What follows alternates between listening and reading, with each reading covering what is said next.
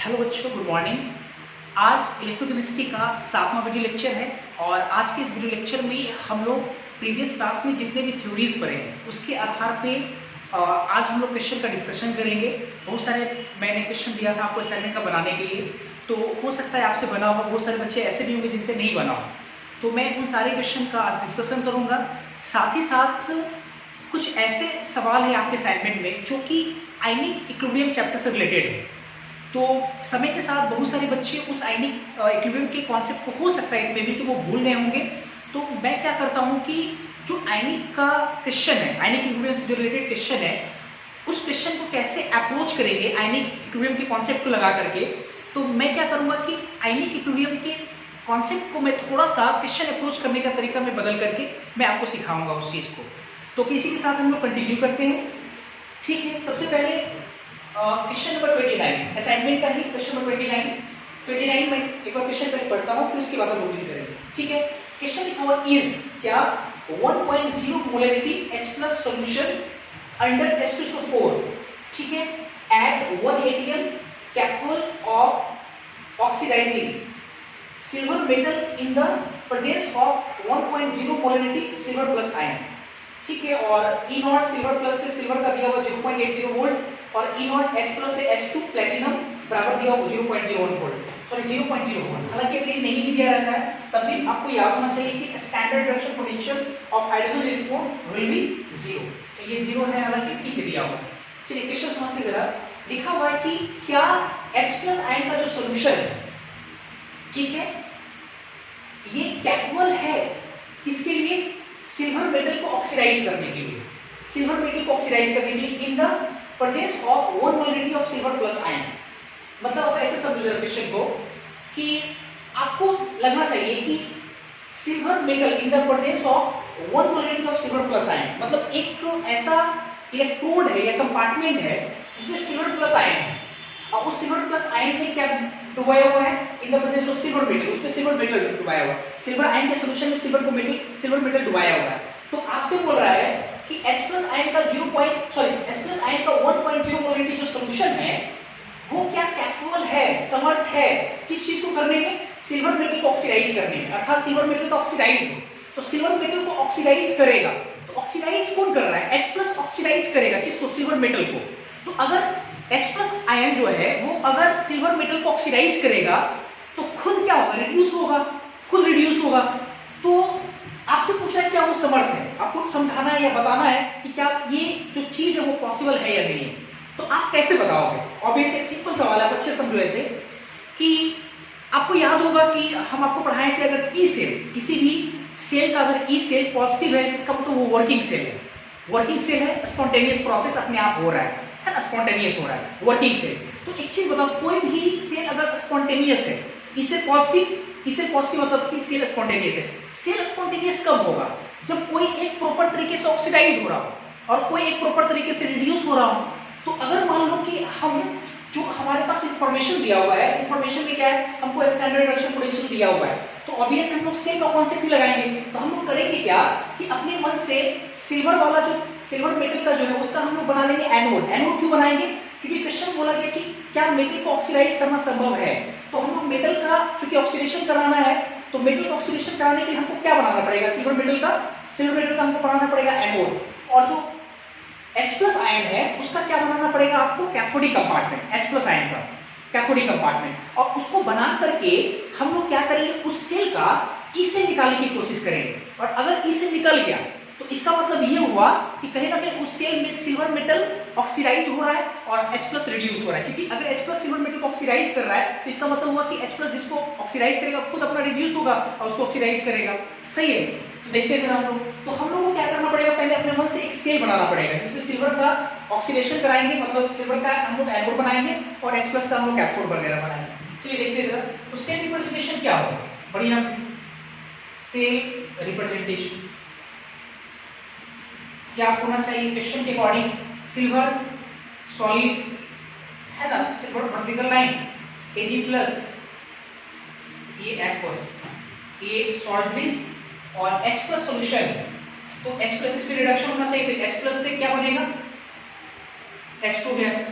और चूंकि H2 gas तो कैथोड हो नहीं सकता है, तो हम लोग क्या करेंगे, अपने पास से प्लेटिनम नाम का कोई इनर्ट इलेक्ट्रोड डाल देंगे Pt। देखो ये सी रिप्रेजेंटेशन हो गया। अब देखो सब चीज दिया हुआ है। सिल्वर प्लस आयन का कंसंट्रेशन कितना दिया हुआ है, 1.0 मोलरिटी।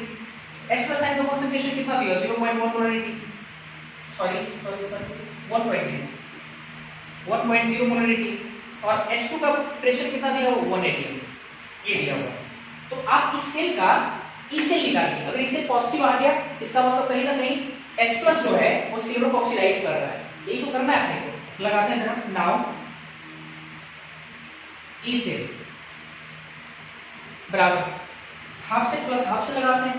क्या, half cell plus half cell, तो इसका लगाएंगे तो क्या होगा, ई डायरेक्ट लगा रहे हैं, क्या non equation, E not silver से सिल्वर प्लस, ठीक है, -0.0591 अपॉन n। तो सिल्वर सिल्वर प्लस में जाएगा तो एक लॉग, है ना, क्योंकि अगर कितना लिखेंगे Ag से Ag प्लस प्लस एक इलेक्ट्रॉन, तो Ag प्लस का क्या हो जाएगा, कंसंट्रेशन हो जाएगा, Ag प्लस का कंसंट्रेशन। तो ये हो गया half cell, oxidation half cell का हो गया, और लगा लेंगे इक्वेशन, प्लस करके क्या लगाएंगे, रिडक्शन इसका। तो E नॉट H प्लस से H2 -0.0591 अपॉन n, n का वैल्यू चलो 1 मान लेते हैं।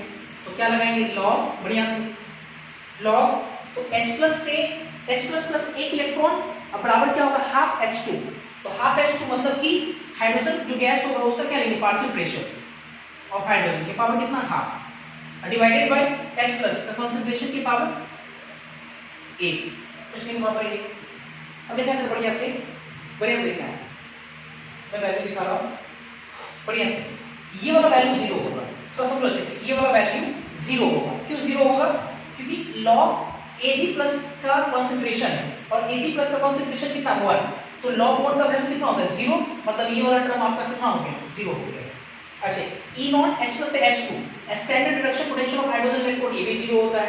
अच्छा, अब यहाँ पर देखो जरा, H2 का जो पार्शियल प्रेशर वो 180 है, 1 के power half divided by H plus का कंसंट्रेशन 1 है, तो 1 के पावर हाफ अर्थात 1 डिवाइडेड बाय 1, तो log 1 बटा 1 का मतलब 1, तो log 1 का वैल्यू कितना होता है, 0। ये भी टर्म आपका क्या हो गया, 0 हो गया, ये भी टर्म आपका वैल्यू 0 हो गया। तो आपका जो ई सेल है वो सीधा सीधा बराबर किसका हो गया, सीधे सीधे किसके बराबर हो गया, E नॉट Ag से Ag प्लस। तो E नॉट Ag से Ag प्लस आपका कितना वैल्यू दिया हुआ है, Ag से Ag प्लस, तो E सेल बराबर आया है E नॉट Ag से Ag प्लस, और E नॉट Ag, ठीक है, Ag से Ag प्लस का वैल्यू कितना हो जाएगा, बढ़िया से Ag से Ag प्लस का वैल्यू कितना हो जाएगा, देखो ये Ag प्लस से Ag दिया हुआ है 0.80, लेकिन हमको चाहिए Ag से Ag प्लस। तो आपको याद होगा कि अगर हम लोग एक पार्टिकुलर इलेक्ट्रोड का ये ऑक्सीडेशन पोटेंशियल है, अगर इसी का रिडक्शन पोटेंशियल लिखना चाहेंगे तो मैग्नीट्यूड से वो साइन अपोजिट होगा। E नॉट हम लोग लिख सकते हैं Ag प्लस से Ag, और माइनस Ag प्लस से Ag, देखो दिया हुआ कितना 0.80 वोल्ट। तो एक चीज बताओ, आपके पास ई सेल क्या है, ई सेल निगेटिव आया, -0.80 वोल्ट आया, अर्थात निगेटिव। तो निगेटिव मतलब यहां लिखेंगे हेयर, ऐसे लिख देते हैं हेयर, जो ई सेल है ये निगेटिव आ रहा है, लेस देन 0 आ रहा है। तो लेस देन 0 का मतलब हुआ कि कहीं ना कहीं आपका सेल कैसा है, वर्किंग सेल नहीं है आपका, नॉन वर्किंग सेल है, नॉन वर्किंग सेल है, या फिर आप बोल सकते हैं कि नॉन स्पॉन्टेनियस का मतलब प्रोसेस नहीं प्रोसीड कर रहा है। तो हम लोग लिख सकते हैं ई सेल निगेटिव है, इसका मतलब सेल इज नॉन स्पॉन्टेनियस मतलब अपने आप नहीं हो रहा है, अर्थात दैट्स व्हाई हम लोग क्या बोल सकते हैं, that's why silver does not oxidise, silver oxidise नहीं होगा, सिल्वर डज नॉट ऑक्सीडाइज। क्यों यहां तक ये हो जाएगा, सिल्वर ऑक्सीडाइज नहीं होगा, पॉजिटिव आता तो सिल्वर ऑक्सीडाइज होगा। ये सवाल हो गया। उसके बाद क्वेश्चन नंबर 30 नंबर सवाल है, बढ़िया से लिखा हुआ है, if for the half cell reaction, अगर हाफ सेल रिएक्शन के लिए कॉपर डबल प्लस एक इलेक्ट्रॉन को गेन करके कॉपर प्लस में जा रहा है, और इस प्रोसेस का E nought standard electron potential 0.15 volt दिया हुआ है, चूंकि प्रोसेस रिडक्शन मतलब अर्थात स्टैंडर्ड रिडक्शन पोटेंशियल दिया हुआ है। फिर उसके बाद कॉपर डबल प्लस 2 इलेक्ट्रॉन को गेन करके कॉपर में जा रहा है और इसका ई नॉट दिया हुआ 0.34 वोल्ट दिया हुआ है। आपसे बोल रहा है calculate E nought for the half cell reaction. एक दूसरा हाफ सेल रिएक्शन दिया हुआ कॉपर प्लस 1 इलेक्ट्रॉन को गेन करके कॉपर में जा रहा है, तो इस प्रोसेस का इलेक्ट्रॉन पोटेंशियल क्या होगा, ई नॉट क्या होगा, ठीक है। और इसके अलावा आपसे बोल रहा है also predict whether copper plus undergoes disproportionation या नॉट, मतलब कॉपर प्लस जो है स्पेसीज क्या वो डिस्प्रोपोर्शनेशन में पार्टिसिपेट कर सकता है, क्या वो डिस्प्रोपोर्शनेट कर सकता है।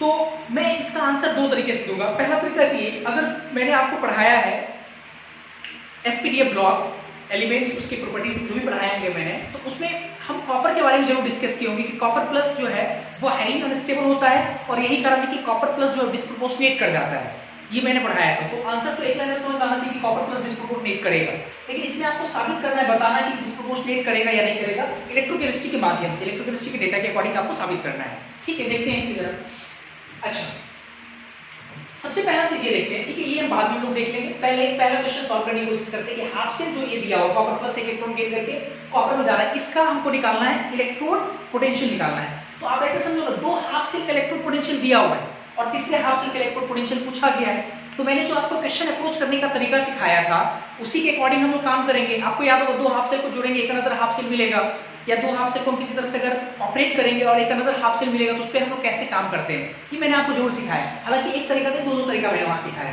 तो हम क्या करते हैं, पहला जो नॉर्मल तरीका है उसके अकॉर्डिंग देखते हैं पहले। अब एक चीज देखो, ये दो हाफ सेल दिया हुआ है और इसका हमको इलेक्ट्रोड पोटेंशियल निकालना है, ठीक है। तो आप इन दोनों रिएक्शन को इस तरह से ऑपरेट करो कि दोनों को ऑपरेट इस तरह से करो कि आपको ये वाला रिएक्शन मिल जाए, ये वाला रिएक्शन। तो एक चीज बताओ कि इन दोनों को हम लोग कैसे ऑपरेट करें कि ये वाला रिएक्शन मिल जाए। तो देखो जरा अच्छे से आंसर। तो चलो सोचो, कॉपर प्लस एक इलेक्ट्रॉन को गेन करके कॉपर में आना है। तो अगर हम इसको रिएक्शन फर्स्ट मान लेते हैं और इसको रिएक्शन 2 मान लेते हैं और हमको ऑपरेट करना है, तो ये वाला आ जाए। तो एक चीज बताओ, कॉपर प्लस कॉपर है और इसमें कॉपर डबल प्लस, इसमें कॉपर डबल प्लस है। मेरे को लगता है कि कॉपर डबल प्लस को काटो यहाँ पे। तो ऐसा लगता है कि सर अगर हम इस रिएक्शन को पलट दें, पैरेलल रिएक्शन को, तो कॉपर प्लस इधर, कॉपर डबल प्लस उधर, इलेक्ट्रॉन उधर, और जब दोनों को हम लोग जोड़ेंगे तो कॉपर डबल प्लस से कॉपर डबल प्लस कट जाएगा और एक इलेक्ट्रॉन उधर, इधर दो इलेक्ट्रॉन, तो एक इलेक्ट्रॉन इधर आएगा तो एक इलेक्ट्रॉन इधर बच जाएगा, तो कॉपर प्लस एक इलेक्ट्रॉन और ये कॉपर हो जाएगा। तो लग रहा है कि इसको पलटने के बाद इसको दोनों को जब जोड़ेंगे तो हमको ये मिलेगा। लेकिन एक चीज बताओ, अगर रिएक्शन को पलटेंगे तो ई नॉट पर क्या असर पड़ेगा। एक चीज बताओ, ये जो ई नॉट है ये इस रिएक्शन का दिया हुआ रिडक्शन हो रहा है, जैसे ही तुम इसको पलटोगे तो ये ऑक्सीडेशन हो जाएगा। मतलब इसको पलटेंगे तो ऐसा महसूस होगा आपको कि कॉपर प्लस जो एक इलेक्ट्रॉन को रिलीज करके कॉपर डबल प्लस में जा रहा है। और आपको मैंने ये भी पढ़ाया है कि एक पार्टिकुलर जो इलेक्ट्रोड होता है ना, उसका ऑक्सीडेशन पोटेंशियल और रिडक्शन पोटेंशियल का वैल्यू सेम होता है, साइन अपोजिट होता है। तो अभी रिडक्शन पोटेंशियल का 0.15 है, जैसे रिएक्शन पलटेंगे ऑक्सीडेशन हो जाएगा तो माइनस 0.15 वोल्ट हो जाएगा, है ना। और इस तरह हम लोग काम करेंगे। आंसर देखते जरा, इक्वेशन फर्स्ट को हम लोग देखते हैं क्या करते हैं। इक्वेशन फर्स्ट को कि कॉपर प्लस को पलट दिए तो क्या हो जाएगा, copper double plus plus electron ये वाला, तो ई नॉट भी तो आपको बदल जाएगा। ई नॉट कितना हो जाएगा, माइनस 0.15 वोल्ट हो जाएगा, ये हो जाएगा। और दूसरा रिएक्शन सेम रहने देते हैं। दूसरा रिएक्शन आपका कॉपर डबल प्लस 2 इलेक्ट्रॉन और यहाँ क्या बनेगा, कॉपर और ये ई नॉट जो आपका होगा बराबर होगा कितना, उतना ही होगा 0.34 वोल्ट। अभी दोनों को जोड़ रहे हैं, जैसे ही दोनों को ऐड करेंगे, देखो ये सारा क्वेश्चन जो है बहुत आसान है। देखो जरा ऐड, जब दोनों को अगर जोड़ेंगे तो ऑब्वियसली ये कैंसिल होगा, यहाँ से क्या मिलेगा, कॉपर प्लस ये इलेक्ट्रॉन इधर आएगा तो एक इलेक्ट्रॉन, ये आ जाएगा कॉपर, ठीक है। और इसी का इस रिएक्शन का हमको चाहिए, क्या चाहिए, ई चाहिए, ई नॉट मान लेते हैं, ई नॉट बराबर वोल्ट निकालना है। तो पहला रिएक्शन का मान लो डेल्टा, इसका मान लो डेल्टा G3, डेल्टा G3 बराबर delta G1 plus delta Z2, ये लगा लो। फिर हम लगाते हैं डेल्टा G3 कितना लिख सकते हैं, माइनस n, इसका कितना n है, G3 इसको मान लेते हैं, n कितना है 1, F, ठीक है, E3, तो E3 आपका कितना माने, E नॉट माने, E नॉट तो निकालना है बराबर डेल्टा G1 इसका, तो तो कितना होगा माइनस एन, एन का वैल्यू 1, एफ और ई नॉट कितना है 0, माइनस में 0.15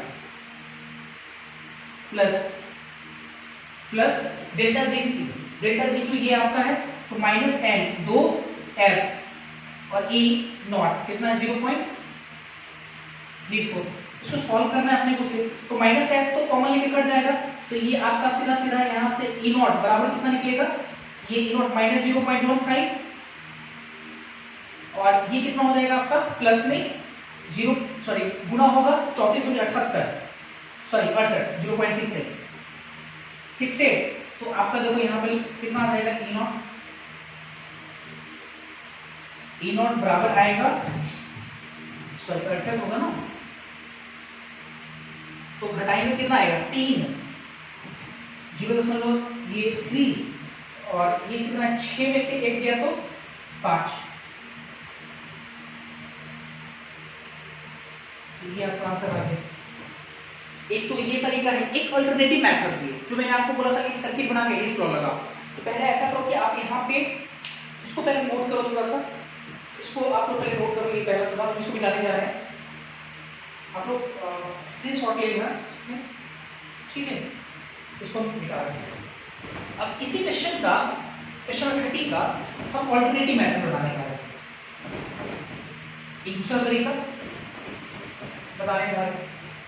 दूसरा तरीका काफी छोटा होगा, ऐसे बनाएंगे हम अल्टरनेटिव मेथड।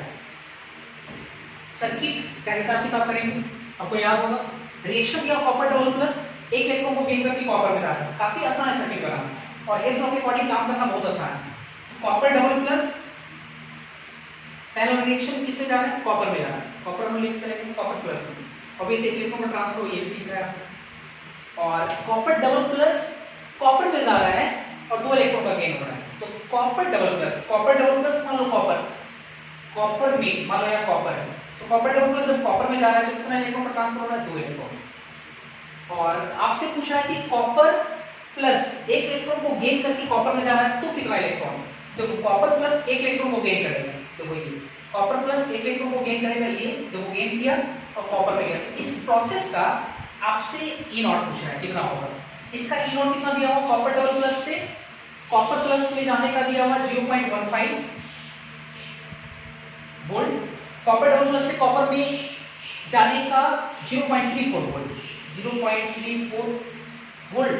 और आप आराम से लगाओ जरा, याद होगा कहीं से भी स्टार्ट करो चलना और जहां से चले वहां पर रिटर्न आ जाओ। तो इलेक्ट्रॉन ट्रांसफर और इलेक्ट्रोड पोटेंशियल का जो गुना होगा कि 0 के बराबर होगा, यही ना। तो चलो यहाँ से स्टार्ट करते हैं, इलेक्ट्रॉन कितना 1, इलेक्ट्रोड पोटेंशियल 0.15 प्लस उधर ही एरो मिला, इसमें भी उधर ही एरो मिल रहा है, तो 1 electron into electron transfer into कितना इलेक्ट्रोड पोटेंशियल ई नॉट, वही हुआ। अब देखो एरो उल्टा हो गया तो माइनस लगाएंगे, -2 इनटू 0.34 वोल्ट बराबर कितना 0। अब देखो इसको उधर भेजते हैं, ई नॉट बराबर कितना आ गया, उसको उधर भेजे तो 0.68, इसको इधर भेजे 0.15, उधर गया तो आ जाएगा कितना 0.53 तो बराबर से काम हो गया। ये काफी आसान तरीका है और काम करने में मजा आएगा आपको इस तरीके से। तो ऐसा करो पहले आप इसको नोट करो, फिर आगे के सवालों को देखते हैं।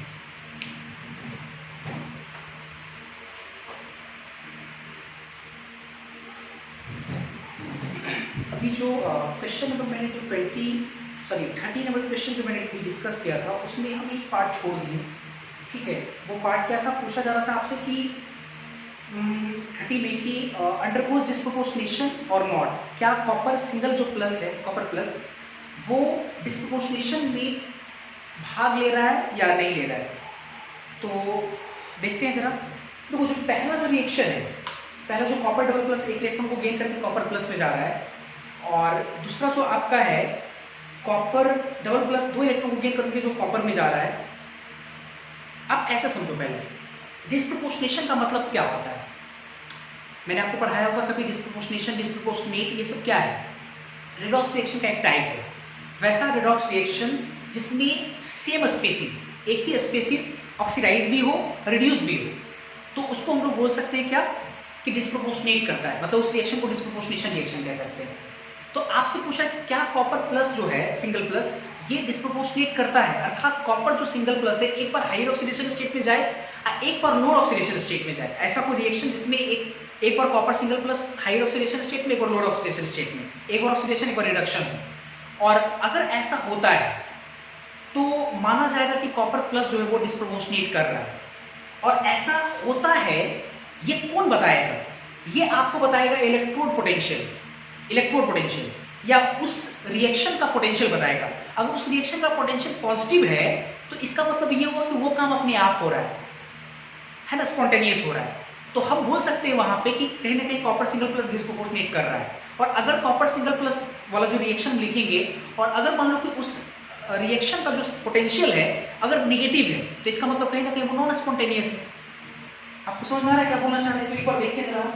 जैसे पहला जो रिएक्शन है आपका कॉपर, मैं ये भी दिखा दे रहा हूं, कॉपर डबल प्लस एक इलेक्ट्रॉन को गेन करके कॉपर सिंगल प्लस में जा रहा है और दूसरी रिएक्शन में कॉपर डबल प्लस दो इलेक्ट्रॉन को गेन करके कॉपर में जा रहा है।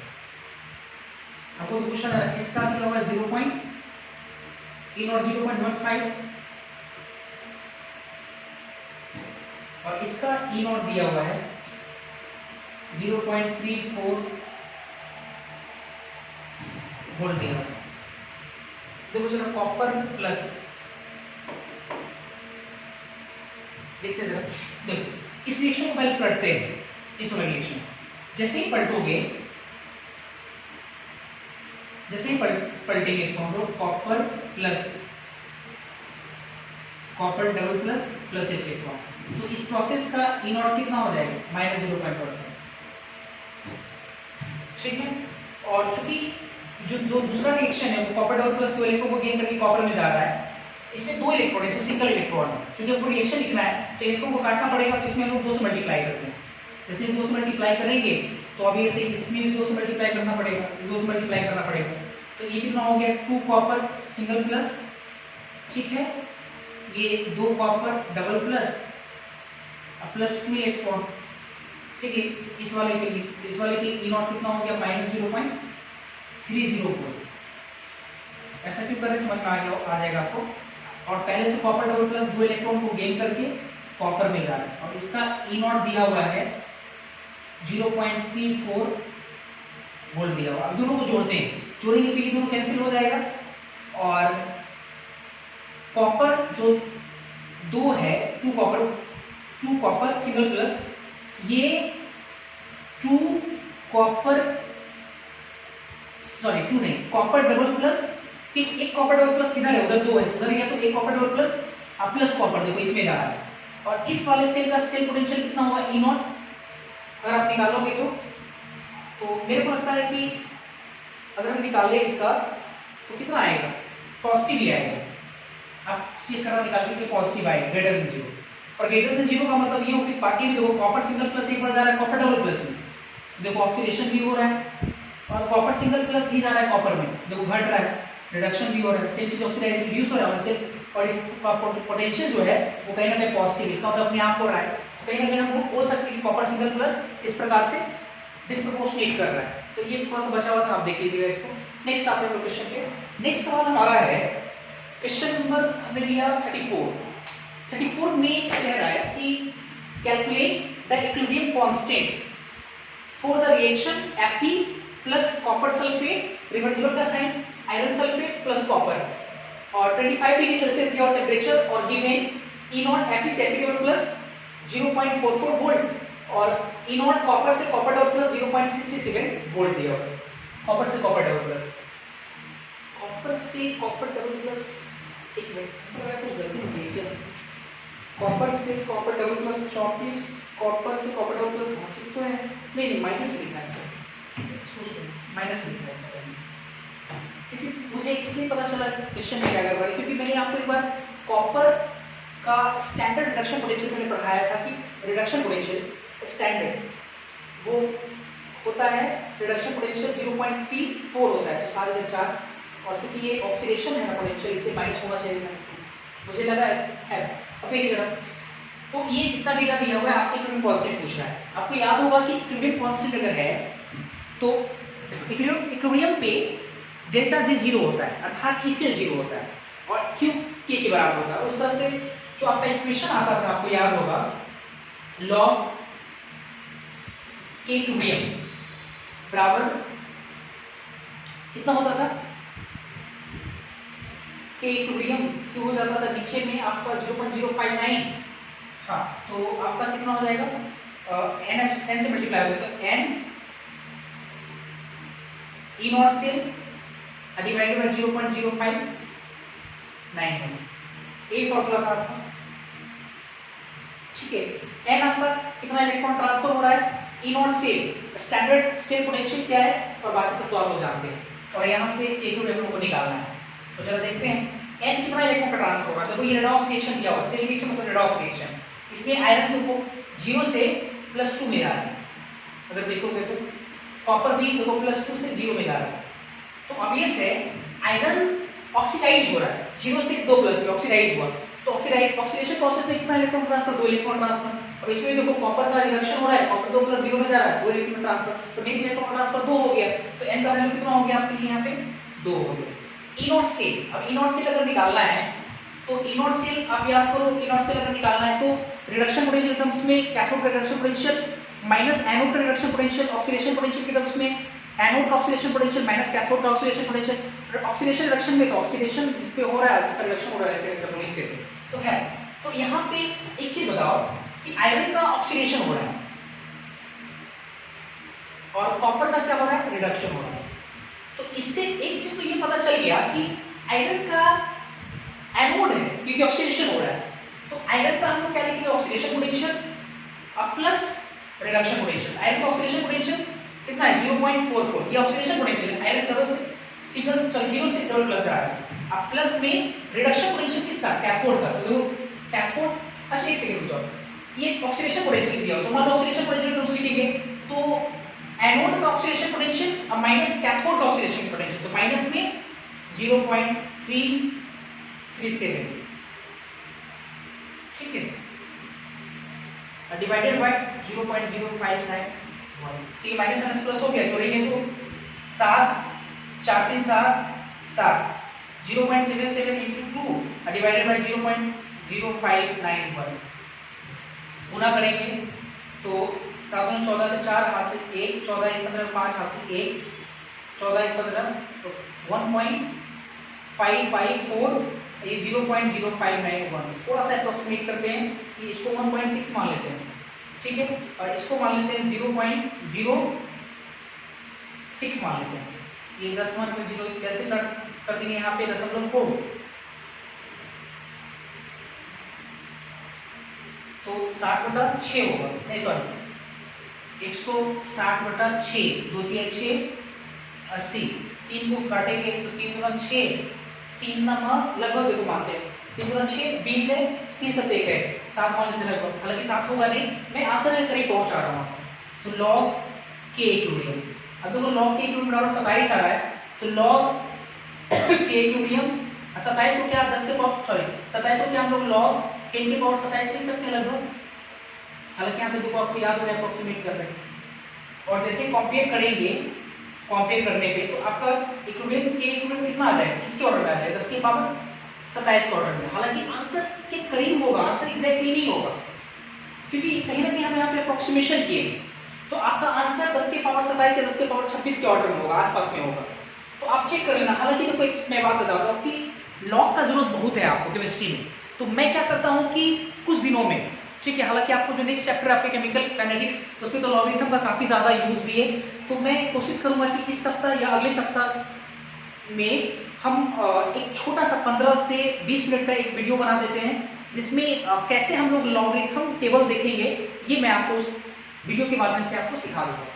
तो थोड़ा धैर्य रखें, इस चीज़ पे हम लोग काम करेंगे, इस तरह से काम करेंगे। तो देखो ये आपका केक रोड निकल गया, ठीक है, ऐसे काम करेंगे हम लोग। अच्छा वो और ये हो गया, उसको जब मिटाते हैं पहले फिर देखते हैं आगे। देखो नेक्स्ट क्वेश्चन 35 क्या है, इसको आप लोग उतार लेना, देखते हैं क्वेश्चन 35 क्या है। दिखाओ for a cell magnesium solid magnesium double plus aqueous solvents का sign silver plus silver, calculate the equilibrium constant at 25 degree Celsius. आपको इक्विलिब्रियम कांस्टेंट कैलकुलेट करना है, also find the maximum work done. That can be obtain by the operating system. Maximum work भी निकालना है आपको, maximum work. ये तो नया चीज आपको लग रहा होगा, इस तरह ये तो नया है। इक्विलिब्रियम कांस्टेंट तो आराम से हम निकालेंगे, सेम रिएक्शन दिया हुआ है, can be obtain by the operating the same.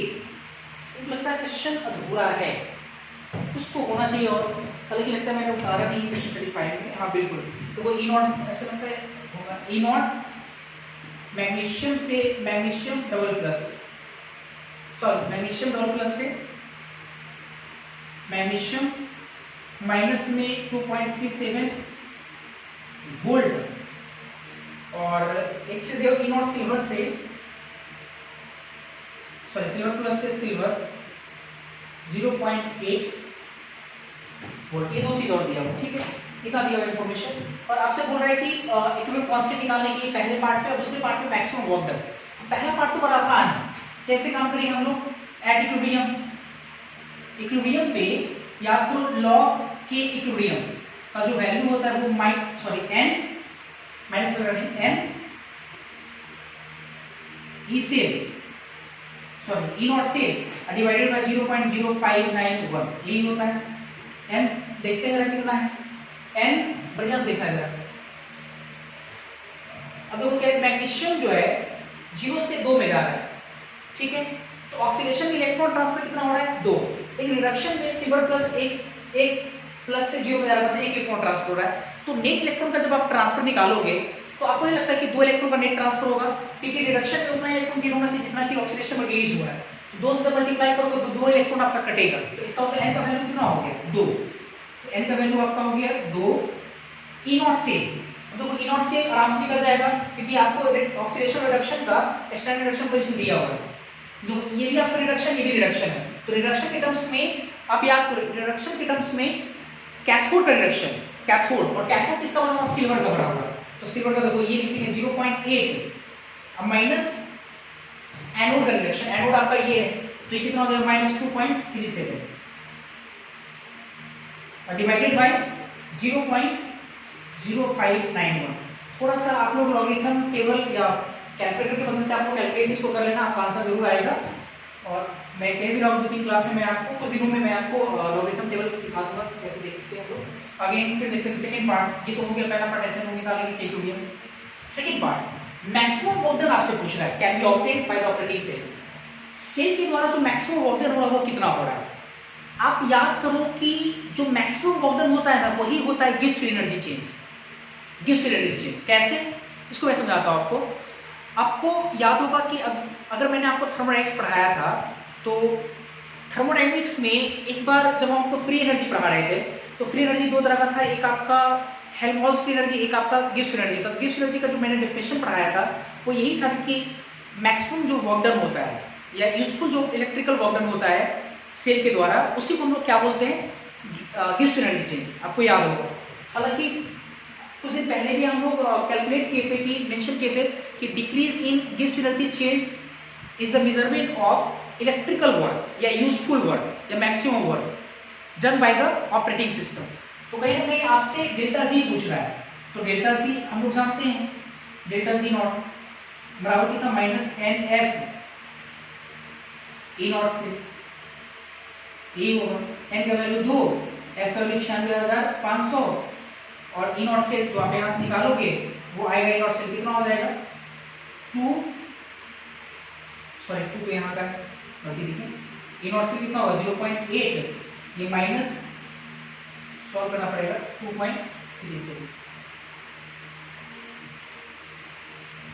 Solve करेंगे जो आएगा वही आपका आंसर हो जाएगा। ठीक है, ये 34 और 35।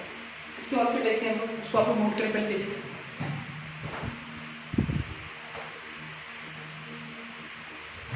इसके बाद असाइनमेंट का फिर 2 सवाल और लेते हैं, 44 और 45। ठीक है, अच्छा एक बात और, असाइनमेंट के जो बाकी जो क्वेश्चन था इक्विलिब्रियम वाला वो आपसे बन जाएगा। ठीक है, तो हम लोग 44 और 45 में देखते हैं। ठीक है, 44 में क्या है, from the standard potential shown in the following diagram, एक डायग्राम दिया हुआ जिसमें स्टैंडर्ड पोटेंशियल दिखाया हुआ है, इससे इसमें जाने में 0.54 वोल्ट, इससे इसमें जाने में 0.45 वोल्ट और इससे इसमें जाने में 1.07 वोल्ट, ये दिया हुआ है। ठीक है, तो आपसे पूछ रहा है calculate the potential E1 not I E2 not, मतलब इससे जब इसमें जाएगा तो E1 नॉट इसको माना गया, इसका E1 नॉट कितना होगा, और इससे जब इसमें जाएगा तो इसका E2 नॉट कितना होगा। आपके पास दो तरीका है, एक आप हाफ से करके लिख करके जोड़ो, काफी लेंथी मेथड है वो, और मैंने आपको लूप जो लॉ बताया था, लूप लॉ मतलब एक क्लोज सर्किट में कैसे काम करते हैं, आप उस पर काम करो और आराम से काम होगा। और यहाँ पे क्लोज सर्किट बना हुआ है, देखते जरा कैसे, देखो इसको फर्स्ट लूप मान लो, फर्स्ट पहला, इसको सेकेंड आप मान लीजिए, तो 4 फर्स्ट 1 लूप, पहले वाले लूप के लिए लगाते हैं, ठीक है, ये ऐसे है। पर इसको देखा जाए आपको इलेक्ट्रॉन का जरूरत पड़ेगा, तो क्यों ना इलेक्ट्रॉन निकालोगे, BrO3 single minus BrO minus, तो ब्रोमीन का यहाँ ऑक्सीडेशन स्टेट कितना होगा, बढ़िया से देखा जाए, ऑक्सीजन का -2, तो 3 6 -6 उधर गया तो +6 में से गया तो +5, मतलब Br का कितना है यहाँ पे +5, और यहाँ पे -2 उधर गया तो यहाँ पे Br कितने में +1, ठीक है, और यहाँ से जब इसमें गया तो यहाँ Br कितने में 0 में, और यहाँ से यहाँ गया तो ये -1 में, तो देखो इलेक्ट्रॉन क्लियर हो जाएगा प्लस से +1 में, तो number of atom 1, difference of charge 4, difference 4 ना, इसका मतलब 4 इलेक्ट्रॉन का ट्रांसफर हो रहा है यहाँ से यहाँ तक जाने में, 4 इलेक्ट्रॉन का ट्रांसफर, 4 इलेक्ट्रॉन, ठीक है, और यहाँ से यहाँ तक जाने में कितना इलेक्ट्रॉन ट्रांसफर, तो Br number of atom 1, difference कितना है 1, इसका तो यहाँ से यहाँ तक जाने में 1 इलेक्ट्रॉन का ट्रांसफर होगा, सिंपल सी बात है, Br प्लस में, अब Br 0 में जाना है तो प्लस में 1 इलेक्ट्रॉन अगर गेन कर लेगा तो Br 0 में चला जाएगा, और यहाँ से यहाँ तक इलेक्ट्रॉन जाने में कितना ट्रांसफर हुआ, यहाँ से यहाँ तक जाने में 0 और -1, तो मतलब यहाँ से भी 1 इलेक्ट्रॉन ट्रांसफर होगा। अब देखो आराम से फर्स्ट लूप में लगाते हैं, जरा ऐसे चलते हैं, ऐसे, तो यहाँ से ऐसे करके चले, देखो एरो ऐसे दिया हुआ है, ऐसे उसी डायरेक्शन में, तो इलेक्ट्रॉन ट्रांसफर यहाँ से यहाँ तक कितना होगा, ये भी निकालना पड़ेगा, तो यहाँ +5 में, यहाँ 0 में, तो +5 से 0 में जाने में कितना इलेक्ट्रॉन ट्रांसफर होगा, 5 इलेक्ट्रॉन का ट्रांसफर होगा, देखो जरा 5 × E1 नॉट प्लस, ऐसे गए, डायरेक्शन यही था, अब देखो अपोजिट मिल गया, तो माइनस लगाएंगे, माइनस प्लस में माइनस लगा देंगे, ठीक है, माइनस, और ये है ना 1 इलेक्ट्रॉन × 0.45 दिया हुआ है, फिर अपोजिट में है तो फिर माइनस, यहाँ कितना इलेक्ट्रॉन ट्रांसफर 4, और ये कितना 0.54 बराबर कितना 0, सॉल्व करेंगे E1 नॉट आ जाएगा, फिर देखिए 4 सेकेंड लूप, 2 लूप, दूसरा वाले लूप के लिए सेकेंड लूप ये वाला है, इसमें चलो ऐसे चलते हैं हम लोग, आप ऐसे भी जा सकते हो, कोई दिक्कत नहीं है, ऐसे करके किसी तरीके से, चलो हम ऐसे चलते हैं, ऐसे, तो आपको यहाँ से यहाँ तक जाने में कितना इलेक्ट्रॉन ट्रांसफर होगा, ये आपको निकालना पड़ेगा, तो +5 में -1 में 5 करेगा तो न्यूट्रल होता, इसका मतलब 6 इलेक्ट्रॉन ट्रांसफर होगा यहाँ से, 6 इलेक्ट्रॉन, यहाँ से यहाँ तक के आने में 6 इलेक्ट्रॉन, तो 6 × E2 नॉट, देखो इसी डायरेक्शन में गए एरो, अब सब माइनस में होगा, तो माइनस कितना 1 × 1.07, फिर माइनस, फिर यहाँ से यहाँ तक में 1 × 0.45 वोल्ट, फिर माइनस यहाँ से यहाँ तक में 4 × 0.45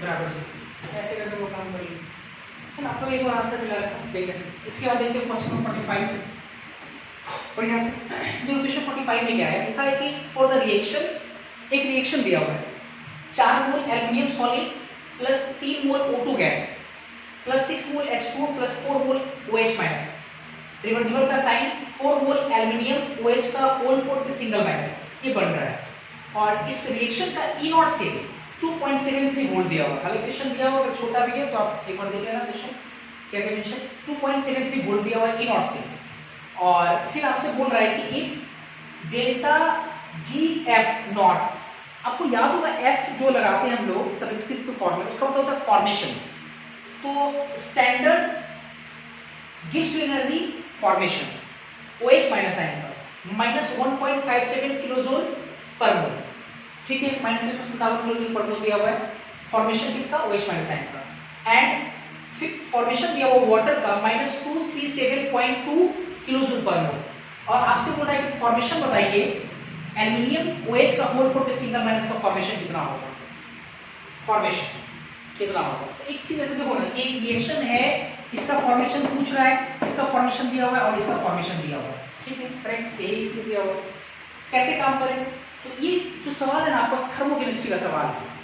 आपको याद होगा थर्मोकेमिस्ट्री में अगर किसी रिएक्शन के चाहे तो हम इंथैल्पी को इंथैल्पी ऑफ फॉर्मेशन के टर्म्स लिख सकते हैं, प्रोडक्ट का फॉर्मेशन माइनस रिएक्टेंट का फॉर्मेशन। उसी तरह से गिब्स एनर्जी अगर है तो गिब्स एनर्जी को भी हम लोग अगर चाहे उसी तरह से जैसे इंथैल्पी में काम करते थे तो प्रोडक्ट का फॉर्मेशन माइनस रिएक्टेंट का फॉर्मेशन लिख सकते हैं। मतलब अगर हम चाहे इस रिएक्शन का enthalpy formation enthalpy sorry Gibbs energy formation delta G formation, ये रिएक्शन के लिए आरकेएन लिखते हैं, रिएक्शन के लिए हम लिख सकते हैं क्या, enthalpy of formation standard condition पे नॉट लिखा लिखते हैं आप, फॉर्मेशन किसका, प्रोडक्ट का P माइनस सिग्मा करके, आपको याद होगा सिग्मा वगैरह लिखते थे समेशन करके, है ना। तो खैर इन बच्चों को ध्यान होगा ऐसे सिग्मा, और ये एक हम लोग उसके कोएफिशिएंट से मल्टीप्लाई भी करते थे इसलिए न्यू लगा दिए इनटू, है ना, उसका फॉर्मेशन, इसका formation enthalpy of sorry Gibbs energy formation standard Gibbs energy formation किसका, तो प्रोडक्ट P, ये भी P लगा दिए माइनस सिग्मा रिएक्टेंट का कोएफिशिएंट और into enthalpy of sorry Gibbs energy formation standard Gibbs energy formation of reactant. ऐसे हम लिख सकते थे, याद होगा हम लोग को। अच्छा अब देखो जरा अच्छे से, ये प्रोडक्ट है, प्रोडक्ट में कौन है आपका, ये कोएफिशिएंट कितना 4, एक ही प्रोडक्ट है आपका, और इसका enthalpy of formation delta enthalpy बोलने वाला गिब्स एनर्जी फॉर्मेशन और किसका aluminium OH whole 4 single minus, ठीक है, प्रोडक्ट और कोई नहीं है इसलिए समेशन में बस एक ही आया आपका, ठीक है। फिर उसके बाद माइनस इसका लिखते हैं। रिएक्टेंट में 4 रिएक्टेंट है तो हम लोग कैसे लिखेंगे, माइनस में करके ब्रैकेट में लिखते हैं करके हम लोग पहले लिखेंगे 4 into enthalpy of formation aluminium plus enthalpy of formation sorry formation 3O2 है ना, 3 into formation Gibbs energy formation किसका O2 का, फिर उसके बाद plus plus plus 6 Gibbs energy formation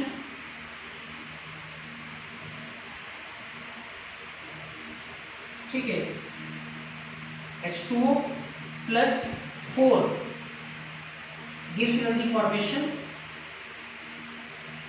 OH minus है, ऐसे क्या ऐसे लिखेंगे हम लोग। अच्छा एक चीज देखो, एल्युमिनियम का तो 0 होगा, फॉर्मेशन मैंने आपको पढ़ाया था स्टैंडर्ड अगर फॉर्म में कोई एलिमेंट है अपने मोस्ट स्टेबल इलेक्ट्रॉनिक फॉर्म में तो उसका 0 होता है फॉर्मेशन।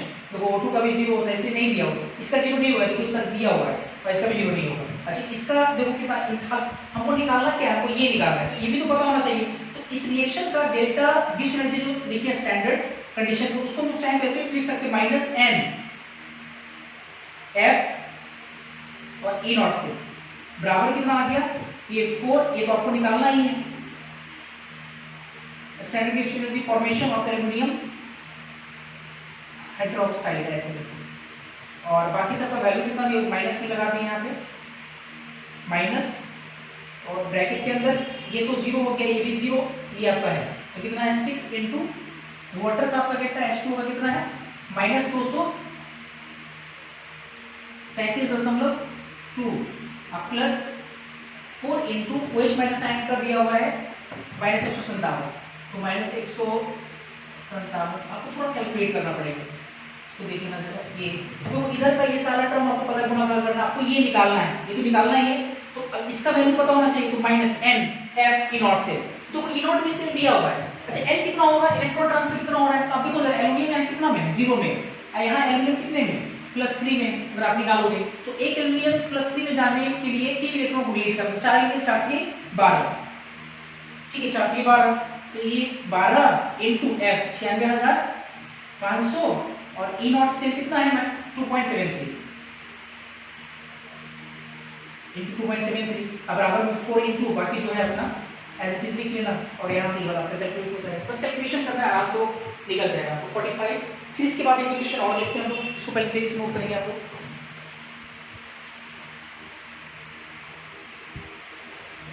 बाद हम लोग 2 क्वेश्चन और देखेंगे, 41 और 42। लेकिन उससे पहले मैं आपको बता देता हूँ कि आपके असाइनमेंट में 29, 30 मैंने करा दिया है, 31 भी हो गया, 32 आसान सवाल आपसे बन जाएगा, 33 मैंने क्लास में कराया, 34 भी हो गया है, 35 भी बन गया होगा। अच्छा, इसमें 36 आप लोगों को घर से बनाना है, बहुत अच्छा सवाल 36। 37 मैंने छोड़ दिया, आपको 37 भी बनाना है, सवाल बनेगा। 38 मैंने क्लास में बनाया था। 39 और 40 ये 2 सवाल जो है वो आयनिक से रिलेटेड है, तो आज तो नहीं हो पाएगा, अगली क्लास में वो देखेंगे। और 41, 42 मैं बनवा रहा हूँ, 43 आपसे बन जाएगा, 44, 45 मेंशन करते हैं। तो 1-2 क्वेश्चन मात्र बचा है, 2-3 क्वेश्चन, ठीक है। देखते हैं जरा। 41 में आपसे बोला गया calculate E0 and E for the same, एक दिया हुआ है Sn double plus 1 molarity, concentration दिया हुआ है, Pb डबल प्लस से Pb डबल प्लस जिसका कंसंट्रेशन 10 के पावर -3 मोलरिटी दिया हुआ है, ठीक है, और Pb दिया हुआ है, ठीक है। और E0 Sn डबल प्लस से Sn -0.14 वोल्ट और E0 Pb डबल प्लस से Pb -0.13 वोल्ट। और पूछा जा रहा है आपसे सवाल कि क्या is cell representation is correct, क्या ये जो सेल रिप्रेजेंटेशन किया हुआ है वो सही है या गलत है। सेल रिप्रेजेंटेशन पर सवाल आपके बोर्ड में आता है, ये ध्यान रखो, इस तरह का क्वेश्चन आपके बोर्ड में बिल्कुल आएगा। करना क्या है आपको कि अगर आपसे पूछना है कि क्या सेल रिप्रेजेंटेशन सही है या गलत है, तो ये इस चीज को डिसाइड करने के लिए हम लोग क्या करेंगे कि उस सेल का सेल पोटेंशियल कैलकुलेट करेंगे। अगर सेल पोटेंशियल पॉजिटिव आया, सेल पोटेंशियल अगर पॉजिटिव आया तो इसका मतलब कि वो वर्किंग सेल है, स्पॉन्टेनियस सेल है, अर्थात सेल रिप्रेजेंटेशन करेक्ट है। और अगर उस सेल का सेल पोटेंशियल अगर नेगेटिव आया, नेगेटिव, तो नेगेटिव का मतलब हुआ कि वो नॉन स्पॉन्टेनियस है, मतलब नॉन वर्किंग सेल है। नॉन वर्किंग सेल है मतलब कि वो रिप्रेजेंटेशन के तौर पर कहीं ना कहीं गलत है ना। तो अगर फिर उस नॉन वर्किंग सेल को अगर वर्किंग सेल बनाना है तो जिस मटेरियल का कैथोड बना हुआ है उसको एनोड में ले आएंगे, जिसका एनोड बना उसको कैथोड में ले आएंगे। जैसे ही ऐसे पलटेंगे तो उसका अपने आप से पोटेंशियल अब क्या आने लगेगा, पॉजिटिव, और उस कंडीशन में बन जाएगा आपका वर्किंग सेल। तो देखते हैं जरा क्या सेल पोटेंशियल वर्किंग सेल है या सॉरी क्या सेल जो है वर्किंग सेल है या नहीं, उसको देखते हैं, वही चीज है, ठीक है। देखते हैं पहले तो इससे निकालने के लिए आपको चाहिए E0 से, अगर जब लगाना है तो लगाते हैं जरा इसमें from nuns equation, nuns equation लगाते हैं E से। ऐसे पहले दो चीज पूछा है, E0 एंड E पूछा है, तो क्यों ना पहले E0 निकालते हैं, ठीक है। E0 निकालते हैं, E0 का फॉर्मूला देखो, reduction Pv reduction, IPC convention के अकॉर्डिंग मैंने कई बार बोला आपको रिडक्शन वाला इंपॉर्टेंट है। तो कैथोड का रिडक्शन माइनस एनोड का रिडक्शन। अब कैथोड किसका बना हुआ है, लेड का, तो लेड का रिडक्शन कितना, हम लोग ऐसे लिख सकते हैं E0 Pv डबल प्लस से Pv minus E0 Sn double plus से S, है ना। तो ये माइनस 0.13 माइनस -0.14, तो घटाएंगे कितना आएगा, -0.01 वोल्ट आएगा, -0.01 वोल्ट आएगा, ठीक है, ये निकल गया। अच्छा, इसके बाद अब लगाते हैं अगेन फ्रॉम नन्स इक्वेशन। कई बार मैं बोल रहा हूँ सेल रिप्रेजेंटेशन की नन्स इक्वेशन लगाएंगे इससे निकालने के लिए। तो E से हमको निकालना है, E से बराबर हाफ से प्लस हाफ से, ये हाफ से लगाते हैं, तो E0 ऑक्सीडेशन Sn से Sn double plus -0.0591 and electron transfer 2 log कितना लिखेंगे हम, Sn डबल प्लस से कंसंट्रेशन सिखा चुका मैं पहले। फिर उसके बाद प्लस इसका रिडक्शन, रिडक्शन लिखेंगे E0 Pv डबल प्लस से Pv -0.0591 अपॉन n, n का वैल्यू भी 2 होगा, लॉग 1 बटा Pv डबल प्लस का कंसंट्रेशन, यही होगा ना। चलो निकालते हैं Sn से Sn डबल प्लस कितना है, उल्टा हो जाएगा, Sn डबल प्लस से Sn का माइनस दिया हुआ प्लस में कितना 0.14, ठीक है, -0.0591 अपॉन 2, ये log Sn double plus n का कंसंट्रेशन दिया हुआ 1, तो 1 दिया हुआ है, ऑब्वियसली पूरा का पूरा टर्म 0 हो गया क्योंकि लॉग 0, ये पूरा मल्टीप्लाई में 0 से, और प्लस ये वाला लगाते हैं Pv डबल प्लस से Pv माइनस में 0.13, ठीक है, और माइनस इसका वैल्यू दिया हुआ 0.0591 अपॉन 2, ये लॉग 1 बटा Pv डबल प्लस n का, Pv डबल प्लस n उसके पावर -3, तो ऊपर जाएगा तो +3, 3 बाहर आ जाएगा। जरा कैलकुलेट करते हैं इसको जरा। अच्छा मैं यहाँ कैलकुलेट कर दे रहा हूँ, इसको मालूम सॉल्व करके यहाँ कैलकुलेट करते हैं। तो ई से जो है आपका ई से, ठीक है, ई से जो है वो कितना आ रहा है 0.14, ये तो पूरा 0 हो गया, ये -0.13। जब इसको इसमें से घटाएंगे तो ये आएगा 0.01, ये दोनों 0.01, ये हो गया माइनस, ये हो गया 0.0591, तो 59 लिखते हैं ना, ठीक है, 59 और बटा 2 और 10 के पावर 3 और लॉग बाहर 3 पावर बाहर आ गया, लॉग की वैल्यू 1। अब इसी को सॉल्व करना है, 0.01 माइनस इसको 0.06 मान लेते हैं, 2 आइए 3, तो कितना हो जाएगा 0.01, 6 की 18, 0.18 आइए 2, 6 की 18, ठीक है। इसके बाद कितना हो गया 0.01 माइनस 2 नंबर 18, 9 होगा, तो 0.09 आएगा, और 0.01 में 0.09 घटाएंगे तो माइनस में 0.08 आ जाएगा, 0.08। तो ई से नेगेटिव आया, तो इसका मतलब इसमें क्या लिखेंगे, सेल रिप्रेजेंटेशन जो है करेक्ट या इनकरेक्ट, इज इनकरेक्ट होगा। तो अगर आपको सेल रिप्रेजेंटेशन करेक्ट लिखना है तो करेक्ट सेल रिप्रेजेंटेशन क्या हो जाएगा,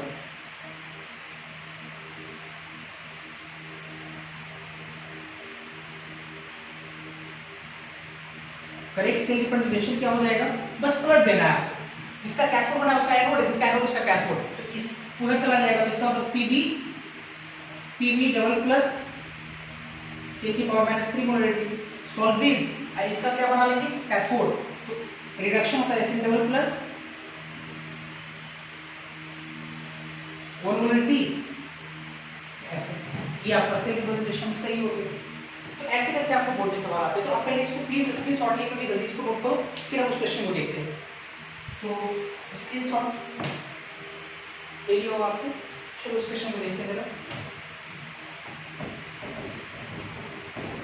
नेक्स्ट आपका जो क्वेश्चन 42 उस पे कह रहा है कि at what concentration of copper double plus in a solution of copper sulphate, copper sulphate के सॉल्यूशन में कॉपर डबल प्लस आयन का कंसंट्रेशन क्या है, क्या होगा, will the electrode potential be 0 at the 25 degree Celsius, मतलब उस इलेक्ट्रोड का इलेक्ट्रोड पोटेंशियल 0 और गिवन ई नॉट कॉपर से कॉपर डबल प्लस बराबर 0.34 वोल्ट दिया हुआ है। तो देखो ना सिंपल सवाल है कि कॉपर सल्फेट का सॉल्यूशन है एक, है ना,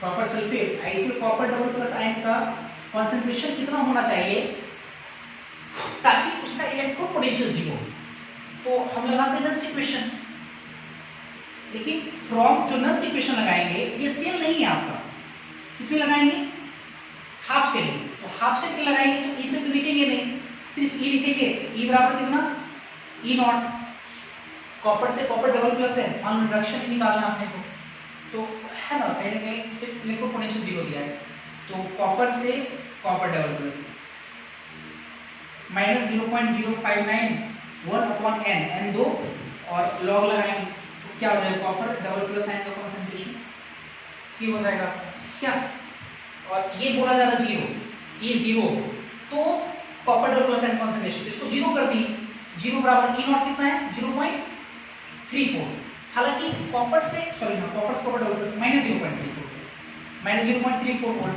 minus 0.0591/2 log copper double plus ion का कंसंट्रेशन देखते निकालते हैं,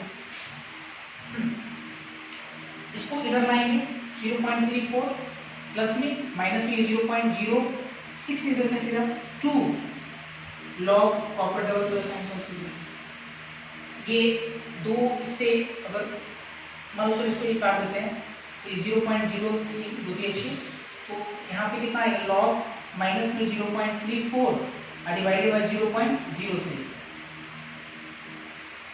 लॉग मतलब copper double plus,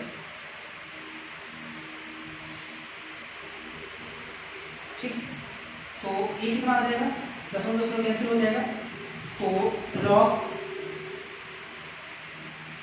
copper double plus बराबर माइनस में 10 हो गया 34/3, तो 34/3 अगर है तो कितना काट सकते हैं हम लोग?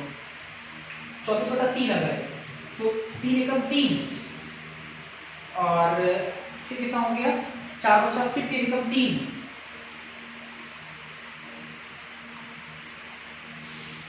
दशमलव 1 है तो 3 के 9 फिर 3 छक 18 3 से 11 उसमें 4 मान दो 11.4 log copper double plus ion बराबर -11.4 ऐसा कुछ करके आ रहा है। तो मेरे को लगता है कि आंसर जो होगा देखो अगर थोड़ा सा अगर देखोगे इसको अगर लगभग हम लोग 11 मानेंगे 10 की पावर -11 में कॉपर डबल प्लस आयन का कंसंट्रेशन आएगा लगभग 10 की पावर -11। हालांकि मैं आंसर देख लेता हूं एक बार कि सॉरी आंसर मेरे पास है नहीं, बस जो भी हो इसमें लॉगिथम चाहिए, एंटी लॉग निकालना पड़ेगा, उस हिसाब से हम लोग काम कर लेंगे, ठीक है जो भी हो। हालांकि लॉग सॉल्व करना पड़ेगा यहाँ पे, तो इस तरह से हम लोग अप्रोच करेंगे। क्वेश्चन बनाने का मैंने आपको तरीका सिखा दिया, कैलकुलेट बात करना है। तो आज भर इतना ही रखते हैं, पूरे असाइनमेंट आप लोग क्वेश्चन बनाए। एक आपका अभी भी गैल्वेनिक सेल में कॉन्सेंट्रेशन सेल पढ़ना बाकी, एक लास्ट टॉपिक है वो, और क्वेश्चन अप्रोच करने का तरीका। तो एक दो क्या बोलते हैं कि लेक्चर में आपका गैल्वेनिक सेल खत्म होगा, फिर उसके बाद हम लोग देखेंगे इलेक्ट्रोलिसिस वगैरह, ठीक है। तो ठीक है, थैंक यू।